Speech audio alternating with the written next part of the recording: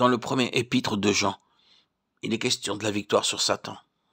Au chapitre 4e, lisez attentivement les 6 premiers versets. Le croyant doit être vainqueur du monde visible des choses de ce monde. Il doit l'être aussi du monde invisible. L'apôtre écrit, « Bien-aimés, ne croyez pas à tout esprit, mais éprouvez les esprits pour savoir s'ils sont de Dieu. Voilà qui est bien du domaine invisible. Mais comment pouvons-nous le faire ? Demandez-vous. Vous pouvez en tout cas faire la première chose. Ne pas croire à tout esprit. Vous pouvez rester sur la réserve, rester neutre pour toute chose qui relève du domaine spirituel, jusqu'à ce que vous ayez la certitude qu'elles sont de Dieu, au lieu de tout accepter dans la crainte de rejeter ce qui pourrait être de Dieu. Quand Dieu dit de douter, le devoir est d'obéir. Vous êtes exhorté à douter, jusqu'à ce que vous ayez fait la preuve. Une fois que vous avez la preuve, croyez bien que Dieu ne pourra pas être attristé de votre obéissance. Car beaucoup de faux prophètes sont venus dans le monde. Ces esprits parlent et enseignent par des hommes. L'Esprit dit expressément que dans les derniers temps, quelques-uns abandonneront la foi pour s'attacher à des esprits séducteurs et à des doctrines de démons. 1 Timothée 4, 1, 4. Comment pourrais-je éprouver les esprits ? Car je ne vois que des hommes, dites-vous. La réponse à cette question est bien claire, parce qu'ils enseignent.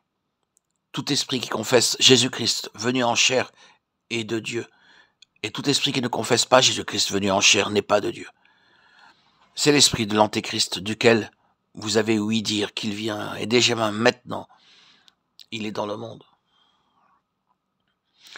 Vous êtes exhortés à douter, jusqu'à que vous ayez fait la preuve que la personne parle de Dieu ou non. Dieu pourrait-il être attristé de votre obéissance ? Non, n'est-ce pas ?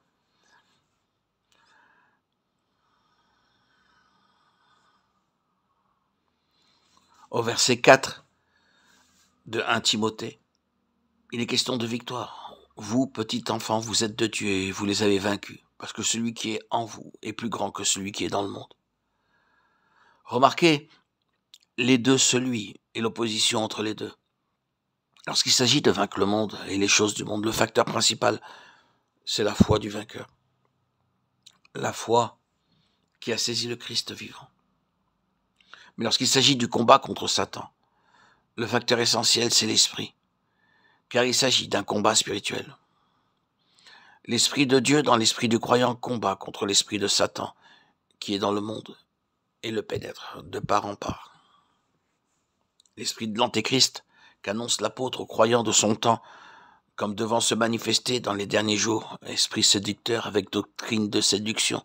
Cet esprit est déjà dans le monde au 1er siècle, comme le prouvent les lettres aux églises. Mais cet esprit d'Antéchrist atteindra son point culminant à la fin de l'âge, quand les vainqueurs subiront ses plus terribles attaques. La dernière grande épreuve pour le prix du trône. Celui qui veut être vainqueur doit éprouver les esprits, s'assurer qu'ils sont de Dieu. Il ne doit pas croire tout esprit enseignant, lequel se sert des bouches humaines. Les hommes séduits par l'ennemi peuvent être très bons. Il faut cependant rechercher l'origine de leur enseignement. Quelle est leur attitude concernant le Seigneur Jésus-Christ ?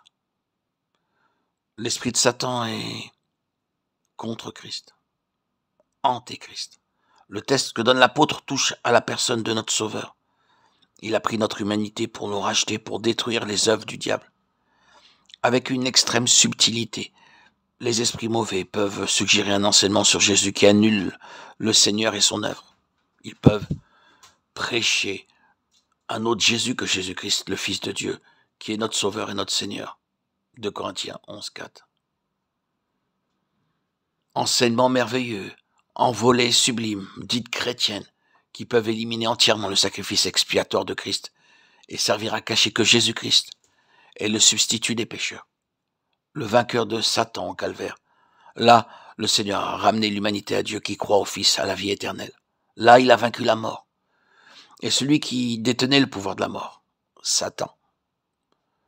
Que ceux qui veulent remporter la victoire sur l'esprit de l'Antéchrist, lequel agit dans le monde, fassent la preuve des doctrines, des enseignements, pour savoir s'ils sont de Dieu, à la lumière de la parole écrite. C'est ici seulement l'une des nombreuses armes qui doivent être employées pour vaincre Satan en cette dernière heure de l'âge.